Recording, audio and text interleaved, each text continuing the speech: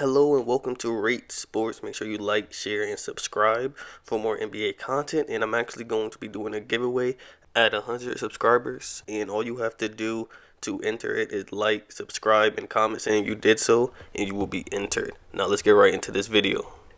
The Raptors player Terrence Davis was arrested in New York for allegedly assaulting his girlfriend. This happened Tuesday night, and Davis was charged with third-degree assault after allegedly hitting his girlfriend in the face, according to the statement by the New York Police Department. Now it says that they have gotten into an argument, and they was arguing, and Terrence Davis hit his girlfriend, and then he broke her phone.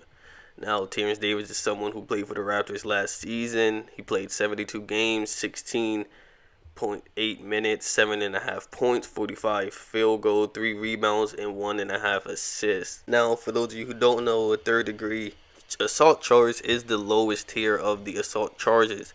So, this means that he can get up to a year in jail. However, a first arrest for the third degree is usually not resulted in any jail time. So overall, nothing major for the Raptors to have to worry about in terms of him playing next season. But he does have to control his anger, control his temper, because this can be a problem later down the road as he is still young at being only 23 years old. Now going on to the next piece of news, it was reported that Daryl Morey is planning on signing a 5-year deal with the 76ers as soon as this weekend to run the basketball operations. Ellen Brand is still going to be the GM. Now, what does this mean for the 76ers? Now, they were a team that was looking to go after Mike D'Antoni once he parted ways with the Houston Rockets.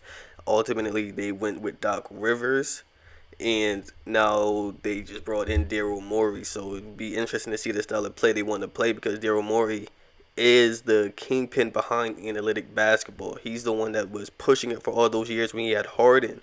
But at the same time, was that just because he had Harden and because that was the best way to win with him and the best way to work around that superstar? So is he going to try to work around Ben Simmons and Embiid? Is he going to try to trade one of them? Is he going to try to trade both of them? Is he going to try to go with the small ball route with them and play at that fast-paced three-point or inside basketball? Now, that would be interesting. Now, Daryl Morey has won 55 games with Yao Ming. Then he traded for Louis Scola, signed Dwight Howard, turned Capella into a borderline all-star. So it's not just, don't just sign off and write off that he is going to try and trade Embiid for a guard or that type of player who would just shoot the three. I will definitely make sure to keep you updated with this situation, whether it's involving trades or whatever it is, because it definitely will be really interesting to see. Like I said, they have trade assets. They can go any route they want to try and contend and try to win with all these trade assets they have. Now, I will end this off on this. This team is pretty big in size. They had Tobias Harris, Al Horford, Joel Embiid, Ben Simmons. All four of those guys were in the starting lineup. That's three forwards. No, I'm sorry, that's four forwards, with Ben Simmons being an oversized point guard technically, but he is still 6'10". He can't shoot the ball. Now, this team is pretty much anti-Rockets, the total opposite of the Rockets. So it would definitely be interesting to see. I definitely think there will be moves. Now, I don't think it might not necessarily be as drastic as Ben Simmons and Embiid.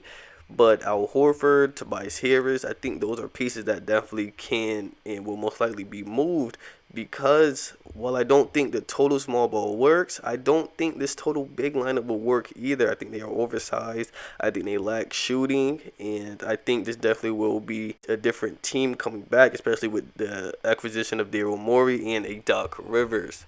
Now, let's move on to the last piece of news. Ever since the Clippers lost in the semi-Western Conference Finals, they have reportedly said that the only untouchable player is Kawhi Leonard. Everyone else is available for trades, and Paul George is one of them who has been getting his name dropped into trade rumors as of late.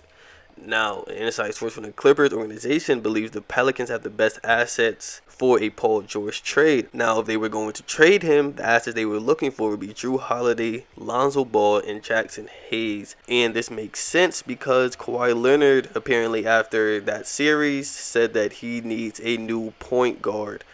Now, this trade from the Pelicans is a solid trade. They get young Lonzo Ball, Drew Holiday, who was NBA playoff ready.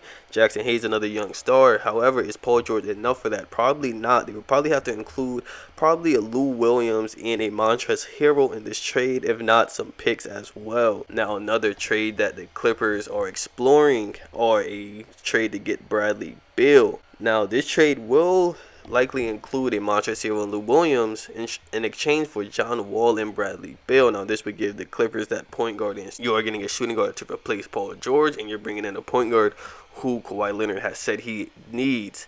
Now, I don't know if the Clippers will have enough to get that trade done. That seems a little more unrealistic, seeing that those are two bona fide all-stars. However, John Wall is coming off of an injury, and this team hasn't won much, so who really knows if they want to keep intact. However, you would probably have to give up a lot of second round picks or a lot of picks in general to obtain this duo, because you aren't giving them anything for the future, and what you're asking for is you're taking away their winning ability now, and you're not giving them anything to win now. This team will be struggling, will be basically rebuild to get rid of those two guys. So in that case, you would probably have to give them some assets for the future. Now, the breaking news right now that has just been reported is the Clippers are going to go after Rajon Rondo in free agency.